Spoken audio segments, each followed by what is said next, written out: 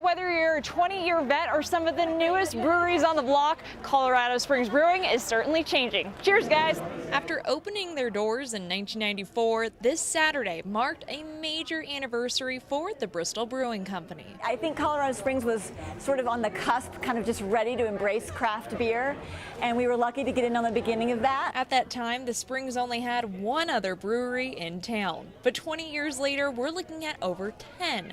Something the industry has welcomed with open arms. We got a lot of help just with the business plan, so it's been a helpful community since the start. Travis opened the Fieldhouse Brewing Company this June. He is one of many who have just recently set up shop. I think it pushes our quality and it pushes what we're doing as far as new stuff. So I think it's really good for the industry. For those thinking of hopping on board, however, brewers beware. Travis spent 3 years setting up, did all the construction himself, and invested close to $150,000. I expected a lot of work. I just really didn't know what work and how much, but yeah, it's been a little overwhelming. He is also the server, brewer, and even does the cleaning. But like most brewers, they wouldn't have it any other way. You got to be passionate about what you're doing, about the creativity of brewing the beers, and about just being a part of this big, great adventure. When it comes to the future of beer in the Springs, with 5 on the way, it's only going to get bigger and